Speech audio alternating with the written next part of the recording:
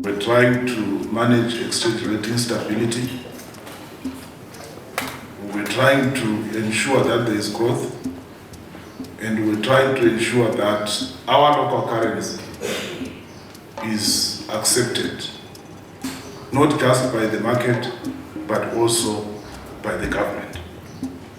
The issue of money supply is an ongoing issue, and it is an issue that we sought to manage once and for all. Previously, our money supply was growing because of what we call quasi-fiscal operations which were happening. And let me explain these QFOs in case some of you look at them in bad light. The country was under sanctions. Government could not borrow in its own right.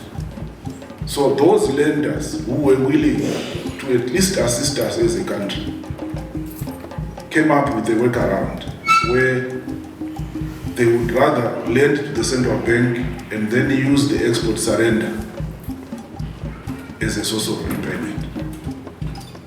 But what was then happening is that if you lend to the central bank, it is not an entity which is income generating. The only way a central bank can generate income is by printing money. So what would happen then is that as these loans are being repaid, the central bank would buy foreign currency from the market and credit the exporters' accounts with Zim dollars, and that in itself is printing money. But it was all for the good. Most of you were saying they are seeing growth in the economy. Yes, it's because of that. All the money that was put on the auction was coming from those QFOs. There has been a lot of retooling. I was in Bulawayo last week. The Belmont area used to be an industrial hub just after independence. In the past 10 years, all those buildings have been converted to churches. But in the past 3 years, all those buildings are becoming factories again, and there's a lot that is happening thanks to those QFOs. So let's not just listen to people who say QFOs are bad. It was done at a time when the government could not borrow. But now that sanctions have been somewhat relaxed, the central bank has pushed all those liabilities to Treasury, and they are being serviced by Treasury through tax collection, thereby relieving the pressure on the central bank. And that's why when we say there will be no more money printing, we mean it.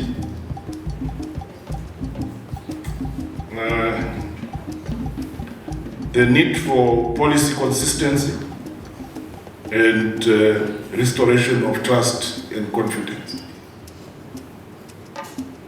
I'm on record for saying confidence and trust cannot be legislated. I cannot stand here and say, trust me. The only being that you can trust is God. But what we can do as the central bank is to walk the talk. If we say this is what we are going to do, and we do it, over time, you will trust us. So that is the journey which we have embarked upon. We announced the monetary policy statement on the 5th of April,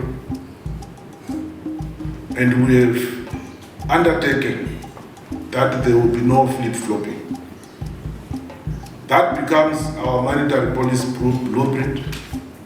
And going forward, as the monetary policy committee meets on a quarterly basis, it will be to take stock of whether we are living up to the monetary policy that we announced. Within the central bank, we have set up a monetary policy monitoring committee, which has come up with dashboards that track every parameter that we mentioned in the monetary policy statement, and is looking at it daily to say, are we walking the talk? If we say it, There will be no growth in money supply without a concomitant increase in reserves. They will look at the amount of money in circulation on a particular day, and they will look at the reserves that we have on that particular day. And it's either green or amber or red. If you are getting towards the ceiling, warning bells start ringing, and we do something about it. So we want to make sure that we walk the talk, and over time you come to trust us, because once we perfect this dashboard, we are actually going to be making it public, so that be it on a monthly or weekly basis, maybe in the Sunday column of the newspaper, we'll be saying these are the parameters and this is what we have.